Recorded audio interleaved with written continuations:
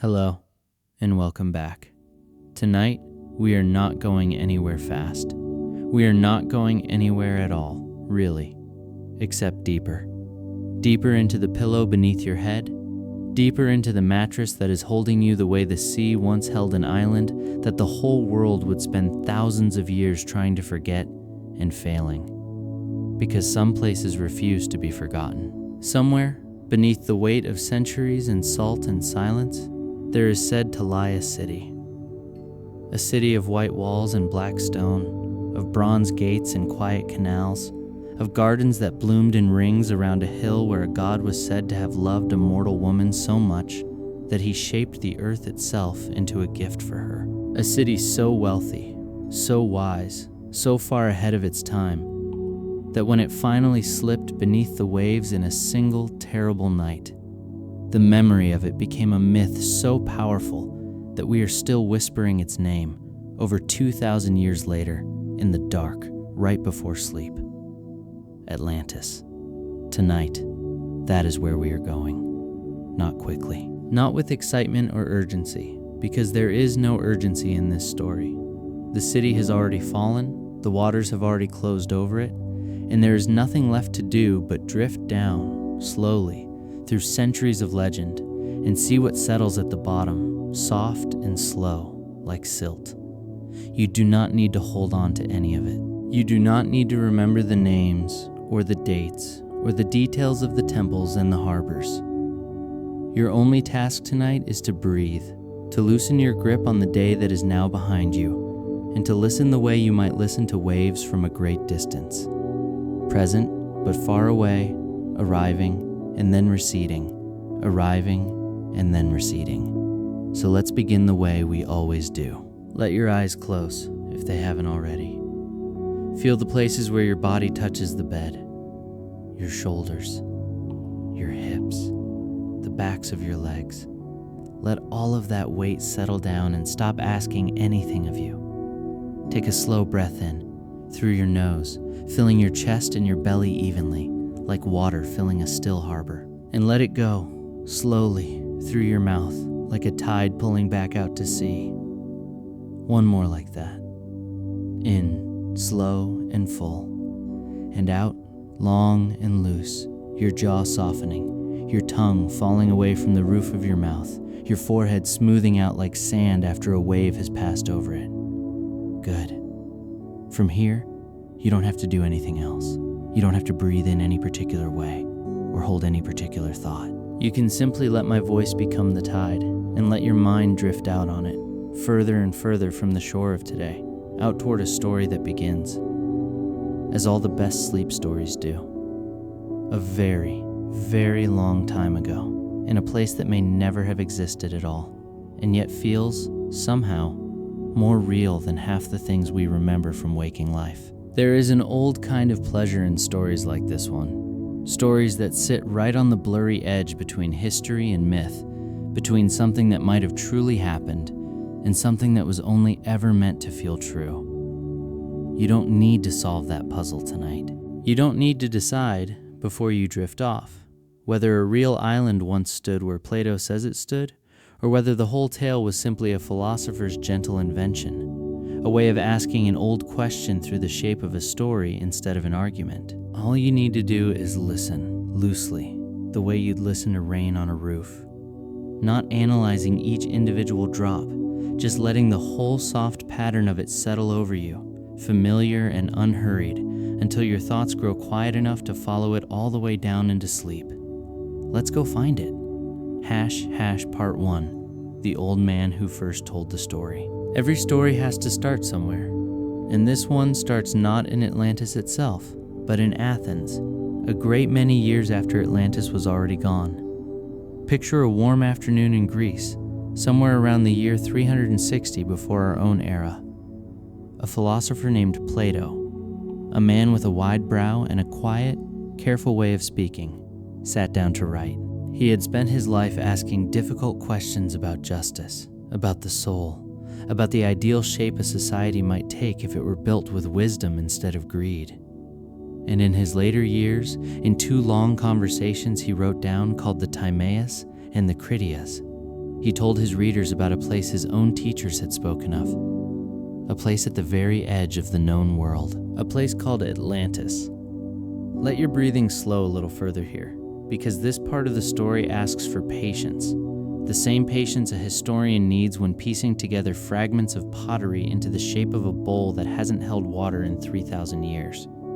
Plato said the story didn't begin with him at all. He said it had come from Egypt, from priests in a city called Sas, who kept records older than anything the Greeks had ever written down. He said that generations earlier, a wise Athenian statesman named Solon had traveled to Egypt to learn from these priests, and that one of them, an old man with the kind of patience that comes only from tending a very long memory, had gently corrected him. "You Greeks are children," the priest is said to have told Solon. "You have no old traditions, no learning gray with age, because your civilization keeps being wiped clean. By floods, by fires, by disasters that erase your written records every few generations. But we Egyptians remember everything. Our temples have kept the record of 9,000 years. And in that record, there is a story about your own city, Athens, and its greatest and most terrible war. A war fought against a mighty empire, an island kingdom that lay beyond the Pillars of Heracles, out in what you call the Atlantic Ocean. An empire called Atlantis. Isn't that a strange way for a story to arrive? Not directly, but in layers, like sediment. A modern reader, hearing it from Plato. Plato, hearing it from his relative Critias, who claimed to have heard it as a boy from his own grandfather, also named Critias, who claimed to have heard it from Solon himself, the great lawgiver, who claimed to have heard it from an Egyptian priest, who claimed it had been written down 9,000 years before that. A story passed hand to hand, like a smooth stone worn soft by each person who held it before setting it gently into the palm of the next. You don't need to worry about whether it's true. That question has occupied scholars for over 2,000 years, and we'll wander through some of their guesses later tonight, slowly, the way you'd wander through a museum after closing time, when the guards have gone home and no one is rushing you along. For now, all you need to hold on to, loosely, the way you'd hold a shell you found on a beach, already half forgetting you're holding it. Is this, somewhere in the deep past, a philosopher sat in the golden light of an Athenian afternoon and told the story of an island empire so magnificent that its downfall became one of the oldest ghost stories in the world. And the story he told went like this. Long, long ago. So long ago that the priest counted the years not in centuries but in tens of thousands. The gods divided up the earth between themselves. This was simply how order was kept, back when the world was new and still being organized, the way a family might divide chores, or the way city planners today divide a map into districts. Each god received a portion of land to look after, to shape, to fill with the kind of people who would come to resemble the god's own nature. Athena and Hephaestus, the story went, received Athens, and there they raised a race of people who loved wisdom and craftsmanship in equal measure, a people suited to philosophy and to building things that lasted. And far out in the ocean, past a strait so narrow that sailors called it the Pillars of Heracles, a place we now call the Strait of Gibraltar, that slender gap of water between Europe and Africa. The sea god Poseidon received an island. Let the words themselves slow you down. An island. Not a country carved from an existing map, not a colony built on land already claimed, but a whole new piece of earth rising from the ocean, untouched, unclaimed, waiting. And it was on this island, the story goes, that Poseidon did something no other god quite managed to do. He fell in love. We'll follow him there next, slowly, the way the tide follows the moon, without hurry, without resistance. Simply because that is what tides do, and what stories do, and what your breathing is doing right now. In and out, pulling you gently further from the shore of waking, and out toward the deep, quiet water where dreams are already gathering, unseen, beneath the surface. For now, just rest here a moment. An old man in Egypt, a young man from Athens, listening. A story about to be born, wrapped in the murmur of two civilizations trading their oldest memories back and forth like heirlooms too precious to keep in just one house. Breathe in and out. We'll continue, slowly, from here. Part 2. The God, the woman, and the hill by the sea. On the island Poseidon received, there lived a man and a woman, born of the earth itself in the way that the oldest stories often begin, before there were parents or grandparents to speak of, back when a person could simply rise up out of the soil the way a spring rises up out of rock. Their names were Evanor and Leucippe, and they had a daughter named Cleito. Say that name to yourself, slowly, if you'd like. Cleito. It moves gently, like a small wave folding over onto sand. And it was Cleito that the sea god Poseidon came to love. Now, when her parents passed away, as parents in every story eventually do, Cleito was left alone on the island, and Poseidon, who could have taken any shape, who could have ruled any ocean he pleased, chose instead to stay near her, to watch over her, and eventually to make her his wife. And because he loved her the way you might love something so much that ordinary gifts no longer feel like enough, he decided to build her a home unlike any other home that had ever existed. He chose a low hill near the middle of the island, close to a gentle plain that ran down toward the sea, and there, using the strength that only a god possesses, he shaped the earth itself into rings. Picture it slowly, the way you might picture ripples spreading outward from a stone dropped into a still pond, except frozen in place, except made solid, except made of earth and water and stone instead of ripples of light on a surface. Around the hill, Poseidon carved a ring of water. Around that ring of water, a ring of land. Around that ring of land, another ring of water. And around that, one more ring of land, wider still, until the whole hill sat cradled at the center of alternating bands of sea and soil, like a target, like the rings inside a tree trunk, like the pattern left in wet sand when a shell has been slowly, patiently turned in place by a child with nowhere else to be and all the time in the world. 3 rings of water, then, and 2 of land, all of it a perfect circle, all of it centered on the low hill where Cleito lived. No enemy could easily reach her there. The rings themselves stood as protection, moats within moats, walls of water instead of walls of stone. But it wasn't built as a fortress. It was built as a gift. A home shaped like devotion itself, layer after layer of care wrapped around the person at its center. To keep them fed, Poseidon brought 2 natural springs up from the ground on the central hill, one of warm water and one of cool, the way certain volcanic islands even today hold springs that steam gently in the morning air beside others that stay cold as river ice. And the land around the rings, so the story says, was rich and fertile beyond anything else in the known world, capable of growing nearly anything, capable of feeding herds of animals that no longer exist anywhere on Earth, capable of holding forests so old and so dense that the light beneath them was said to be perpetually green and dim, like light filtered through the surface of a lake. Cleito and Poseidon had 5 sets of twin sons together, 10 sons in all.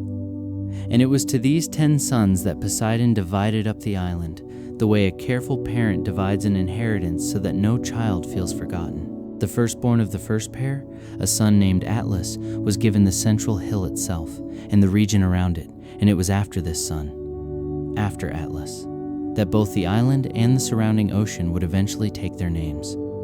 Atlantis, the Atlantic.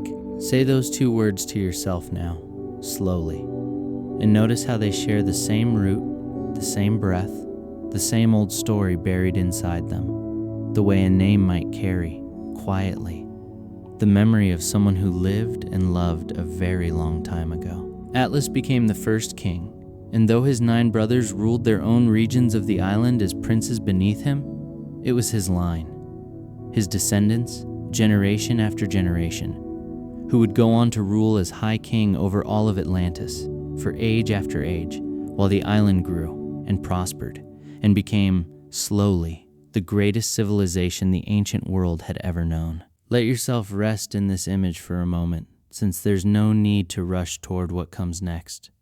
A ring of water, a ring of land, a ring of water, a ring of land. A hill at the center with two springs, one warm and one cool, rising quietly out of the earth, and a home built there, not out of conquest, but out of love. One God's answer to the question of what you build for someone when you already have everything else in the world, and the only thing left to give them is a place designed, ring by careful ring, to keep them safe. Your own breathing can settle into those rings too, if you like. In, like water rising. Out, like land emerging. In, like water rising. Out, like land emerging. Slower each time, softer each time. We'll return to Atlas's kingdom soon to see what his descendants built there across the centuries that followed. The walls, the harbors, the temple that rose above everything else on that hill where Plato once lived alone. But for now, just let the rings hold you the way they held her. Nothing can reach you here. Nothing needs to. Rest a moment. We'll go on when you're ready, and even if you're not, because sleep, like the tide, doesn't wait for permission. Part 3. The building of the city. Generations passed on the island. So many generations that the story stops counting them individually. The way a river stops being a collection of raindrops and simply becomes a river. And across all those generations, the descendants of Atlas took the gift their father Poseidon had shaped from raw earth and slowly, patiently, turned it into a city. Let yourself picture it the way you might picture a place from a dream you had once, half remembered, more feeling than detail. The kings of Atlantis began by building bridges across the rings of water, so that people could pass easily from the outer land, across the water, onto the next ring of land, across the next stretch of water, and finally onto the central island where the royal palace stood. Beside each bridge, they dug a channel wide enough for a single ship to pass through, tunneled beneath the road so that boats could travel from the outer sea all the way to the middle of the city without ever needing to be lifted from the water. Imagine that for a moment, sailing from the open ocean straight into the quiet, guarded center of a kingdom, gliding beneath roads and bridges, the sound of the city muffled and near above you, the light dimming and then opening again as you passed from tunnel to ring to tunnel to ring, moving steadily inward the way your own breath is moving steadily inward and downward right now, toward rest. Around the outermost ring of land, they built a wall faced with a reddish bronze, so that in the light of morning or evening, the whole outer edge of the city seemed to glow faintly, like the last coal in a hearth that hasn't quite gone cold. Around the middle ring of land, they built a second wall, faced with tin, cooler and paler, catching the light differently, more like moonlight than firelight. And around the central island itself, where the palace and the temple stood, they built a wall faced with a mysterious metal the ancient writers called orichalcum, a metal none of us today can identify with certainty, described as flashing with a reddish light like fire, more precious in its time, some say, than even gold.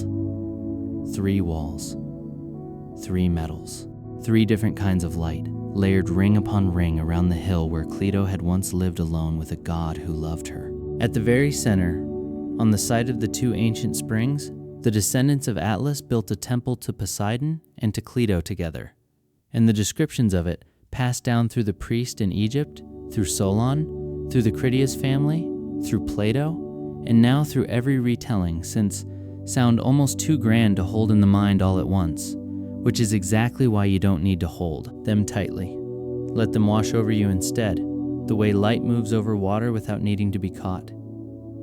The temple was said to stretch nearly 200 meters in length and almost 90 in width, its outer walls plated entirely in silver, its pinnacles capped in gold.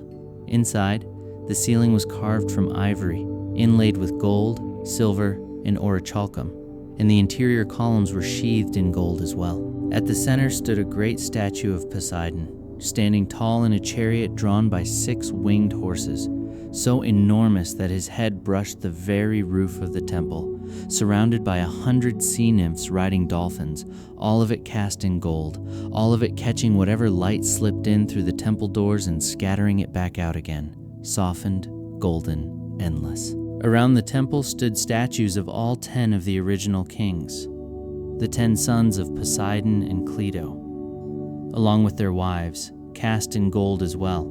So many golden figures in one place that visiting sailors, it said, would describe the temple from a distance as a second sun rising from the hill at the center of the rings. Outside, closer to the water, stood a sacred grove and a hot spring that fed baths for the royal family, other baths for ordinary citizens, separate baths again for women, and even pools for horses and livestock. Because the story tells us, the people of Atlantis believed that comfort and cleanliness belonged to everyone, not merely to kings. Take a slow breath here, in through your nose, and let it settle all the way down into your belly, and out, slow and long, releasing any small tension left in your shoulders, your hands, the muscles around your eyes. There's a temptation, in a story like this, to picture everything glittering and enormous. And it's true, the ancient descriptions do lean toward the magnificent. But underneath all that gold and orichalcum, what the story is really describing is something simpler and warmer.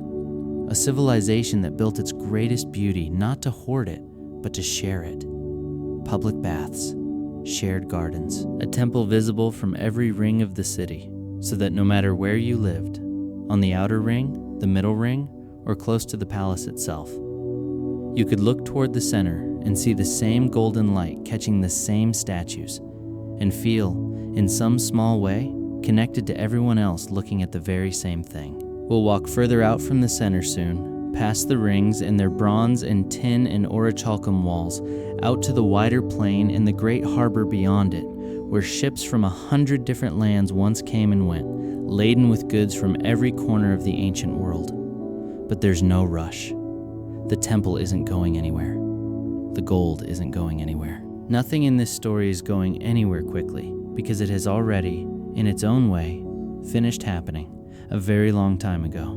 And all that's left now is for you to drift slowly through the memory of it, one ring at a time, one breath at a time, sinking a little further into stillness with every page.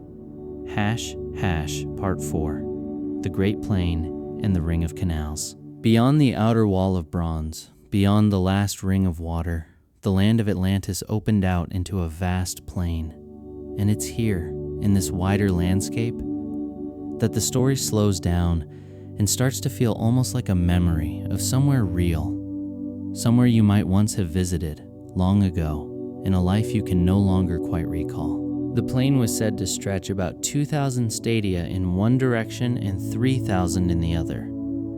In the old measurements the Greeks used, that's something close to 200 miles by 300, an area larger than many modern countries, flat, fertile, and sheltered on its far side by mountains so tall, so green, and so thickly populated with villages that the ancient description lingers on them with real tenderness, describing meadows, lakes, rivers, and pastures enough to support every animal that lived on the island, wild and tame alike. To manage the water flowing down from those mountains, the people of Atlantis dug an enormous canal around the entire plain, 100 feet wide, 100 feet deep, and 10,000 stadia long, roughly 1,100 miles, connecting to the sea at the far edge of the plain and functioning almost like a great moat around the farmland, the way the smaller rings of water moated the city itself. From this main canal, smaller channels were cut straight across the plain in a grid, spaced about 10 stadia apart, allowing water to be directed wherever it was needed, and allowing timber to be floated down from the mountain forests to the city without ever needing roads at all. Picture it the way you might picture a quilt seen from very high up, squares of farmland stitched together by thin blue threads of water, catching the light in long, straight lines that ran to the horizon in every direction. The whole plain breathing gently with irrigation the way your own chest is breathing gently right now, rising, falling, rising, falling. Twice a year, the story tells us, the plain gave its harvest. once from the rains of winter and once from the irrigation channels in the dry season, so that the island never wanted for food, no matter the weather, no matter the season. And it wasn't only grain that grew there. The old descriptions speak of every kind of tree, every kind of fruit, spices, and fragrant plants of every variety, timber for building, and pasture enough to support herds of elephants. Real elephants, according to the story, living wild on the island, along with countless other animals, both wild and domestic, more of them, more varied than existed almost anywhere else in the known world. And where the Great Canal met the sea, at the edge of the plain closest to the city, the people of Atlantis built their harbor. This is the part of the story where the details begin to feel less like myth and more like an old sailor's memory, precise, almost businesslike, as though whoever first told it had actually stood on the docks and watched the ships come in. The harbor was full of vessels and merchants arriving from every direction, and the noise of it, the story says, was constant, day and night, shouting, the creak of rigging, the clatter of goods being unloaded, so much traffic passing through that the sound never fully stopped, the way the sound of the ocean itself never fully stops, just rises and falls, a tide of noise instead of water. From the harbor, the Great Canal we spoke of a moment ago led all the way back to the outermost ring of the city itself, so that ships arriving from distant lands could sail directly from the open sea, past the plain, through the canal, and into the rings of Atlantis, right up to the outer wall faced in reddish bronze, where the goods of 100 nations were unloaded onto docks that ran the entire circumference of the ring. If you like, let yourself picture standing there now, at the edge of that harbor, in the warm salt air, the sound of distant voices calling out in languages you don't recognize, the creak of old timber, the smell of spices and tar, and the sea all mixed together. There's nowhere you need to walk to from here. No one is waiting for you to arrive anywhere. You can simply stand at the edge of the water, breathing slowly, and watch the ships drift in and out of a harbor that stopped existing so long ago that even calling it ancient feels almost too recent a word. We'll step back into the rings of the city again soon, to meet the people who built and lived within all of this, the kings and the laws that bound them, and the strange oath the 10 rulers swore to one another beneath the golden statue of Poseidon. But there's no need to hurry toward it. Let the plain hold you a while longer. Let the canals catch the last of the light. Let your own breathing follow their pattern. Long, straight, unhurried, moving quietly toward the sea. # Part 5. The 10 Kings and the Oath Beneath the Temple. Every civilization, no matter how old or how legendary, needs some way of keeping order, and Atlantis was no exception. So let's rest here a while and learn how the descendants of Atlas governed the island his father built for the woman he loved. Remember that Poseidon divided the island among his 10 sons, Atlas and his twin brother first, then 4 more pairs of twins after them, each pair given a portion of the land to rule as their own. This arrangement continued for generation after generation, so that at any given time, there were 10 kings ruling across Atlantis. One supreme king descended in an unbroken line from Atlas himself, ruling from the city at the center of the rings, and 9 others, each governing his own territory, each answerable to laws set down by Poseidon at the very beginning, carved, the story says, onto a pillar of orichalcum that stood inside the temple itself. Every 5th year, and then every 6th, alternating so that neither number was given more honor than the other, the 10 kings would gather at the temple to renew their loyalty to one another and to the laws they'd inherited. And the ritual they performed there is one of the strangest and most vivid details in the entire story. The kind of detail that makes you wonder whether someone, somewhere, really did witness something like it, once, a long time ago. Sacred bulls were allowed to roam freely within the temple grounds. The 10 kings, left alone together with no weapons but wooden clubs and rope nooses, would hunt one of these bulls without the use of iron, chasing it through the temple precinct until they managed to catch it and lead it to the pillar where the ancient laws were inscribed. There, they would sacrifice the bull in the traditional way, letting its blood run down over the words carved into the stone. Then, each king would dip a golden cup into a great bowl of wine that had been mixed with a clot of the bull's blood, pour a portion of it onto the sacred fire as an offering, and swear an oath to judge according to the ancient laws, to never take up arms against a fellow descendant of Poseidon, to come to one another's aid in war, and to always deliberate together on matters that concerned them. All with the family of Atlas holding authority only when the others agreed to grant it, never by force. After the oath, they would drink from the golden cups, dress themselves in dark blue robes, and sit through the night around the dying embers of the sacrificial fire, extinguishing every other light in the temple, so that the only glow left was the fire's own fading warmth. And there, in that near-total darkness, they would judge one another, quietly, honestly, for any wrongdoing committed since. Their last meeting, writing their judgments on golden tablets before dawn and dedicating them, still glowing faintly with reflected firelight as records inside the temple. Isn't there something almost tender in that image? 10 powerful kings, sitting together in the dark, robes the color of midnight, judging themselves honestly by the last light of a dying fire, before going back out into the world to rule justly for another 5 or 6 years. No thrones, no crowns catching torchlight, just brothers, cousins, really, across so many generations, sitting quietly together in near darkness, the way you might sit quietly now, eyes closed, letting the last of today's light fade from your thoughts. Outside of this ceremony, the 10 kings governed their own regions with real independence. Each had authority over the people and laws of his own territory, but none could put a fellow king to death without the agreement of at least 6 of the other 9, a system meant to prevent any single ruler, even the High King, descended from Atlas himself, from becoming a tyrant. For generation after generation, this system held, and the story tells us it held not merely because the laws were wise, but because the kings themselves, for a very long time, remained genuinely good. They possessed, we're told, a nature more divine than human, inherited from Poseidon, and for centuries that divine inheritance ran strong and pure through their blood, so that they valued virtue over wealth and considered their vast riches. The gold, the orichalcum, the silver, the ivory.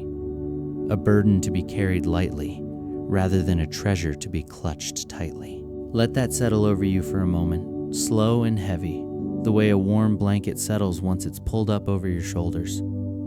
A kingdom, at its best, ruled not by fear but by an oath sworn honestly in the dark. Kings who judged themselves before judging anyone else.